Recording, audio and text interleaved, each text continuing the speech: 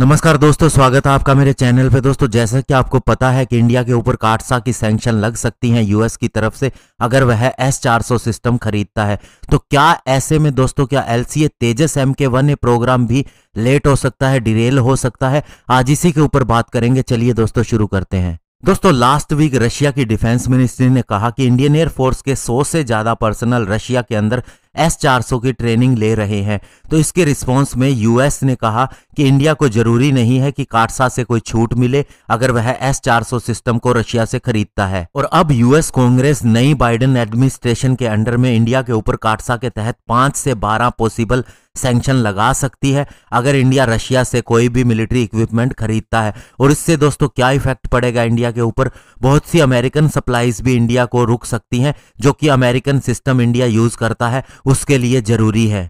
इसके अलावा काटसा सैंक्शन का सबसे बुरा प्रभाव यह होता है कि यह वीजा को भी बैन कर देता है, US based export import bank की एक्सेस को भी मना कर देता है, और सबसे बुरा प्रभाव पड़ता है कि यूएस के फाइनेंशियल सिस्टम के साथ जो भी कोई ट्रांजैक्शन होती है उसे डिनाई करता है और एक्सपोर्ट लाइसेंस को भी बंद कर देता है। लेकिन शुरू में संभावना यह है कि बाइडेन गवर्नमेंट थोड़ी सा माइल्डर ऑप्शन लेगी, यानी इंडियन के ऊपर ज्यादा सैंक्शन लगाएगी, गवर्नमेंट के ऊपर ज्यादा सैंक्शन नहीं लगाएगी, और बाद में इसे डिप्लोमेसी के तहत और ज्यादा सख्त करेगी या फिर इसे कम कर देगी। ये समय अपना मतलब कि लेके चलेगी।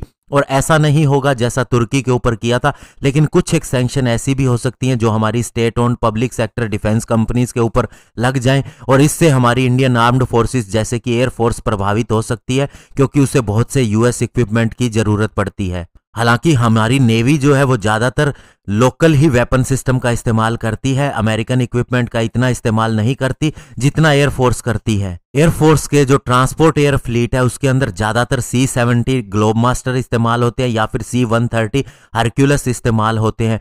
प्रैट एंड विटनी का PT-6 से 25C टर्बोप्रोप इंजन हमारे PC-7 MK2 basic trainer aircraft के अंदर इस्तेमाल होता है। इसके अलावा एयरफोर्स के पास अपाचे और शिनूक हेलीकॉप्टर भी है। इनके स्पेयर्स के लिए हमें अमेरिका पर ही निर्भर रहना पड़ता है। हमारे ज्यादातर फाइटर जेट नॉन अमेरिकन है, लेकिन अभी जो LCA तेजस MK1 को अप्रूव किया गया है उसके अंदर जो इंजन इस्तेमाल होता है वो जनरल इलेक्ट्रिक का है, जो कंपनी अमेरिका की ही है। और इंडिया अगर इस LCA तेजस को एक्सपोर्ट भी करना चाहेगा तो भी उसे दिक्कत आएगी, जैसा तुर्की को उसके T-129 अटैक हेलीकॉप्टर के लिए इंजन अमेरिका से इंपोर्ट करना होता था। अब वह पाकिस्तान को डील होने के बावजूद भी नहीं दे पा रहा क्योंकि उसके ऊपर सैंक्शन लग गई है। इसके अलावा हमें AMC MK1 medium wait fighter यानी तेजस MK2 और twin engine deck based fighter jet के लिए भी जो इंजन लेना है वो जनरल इलेक्ट्रिक का F414 इंजन है, और इसकी भी अगर सप्लाई रुक जाए तो हमारे ये प्रोग्राम भी प्रभावित होंगे। लेकिन दोस्तों ये एक संभावना है, इंडियन गवर्नमेंट को भी ध्यान है, ऐसा नहीं होगा कि अमेरिका पूरी तरह से हमारे ऊपर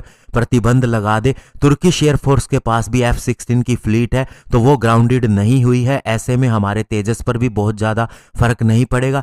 दूसरा दोस्तों, हमारे पास इस समय एक की बजाय 4 ऑप्शन है। हम फ्रांस से भी इंजन खरीद सकते हैं, कभी भी चाहे राफेल का इंजन हम इसके ऊपर लगा सकते हैं। फ्रांस ने हमें अभी ऑफर दिया है कि हम पूरी टेक्नोलॉजी ट्रांसफर कर देंगे इंजन के लिए अगर आप और राफेल फाइटर जेट खरीदते हैं, और पूरी तरह से इसके लिए इंडिया में ही प्रोडक्शन लाइन भी लगा देंगे। लेकिन दोस्तों कुछ एक चीजों पर प्रभाव पड़ सकता है, इसीलिए हम कह रहे हैं कि तेजस के ऊपर भी थोड़ा बहुत फर्क पड़ सकता है। तो ऐसे में देखना होगा कि अमेरिका अब क्या डिसीजन लेता है। वहां पर नई सरकार भी आ रही है। धन्यवाद, जय हिंद।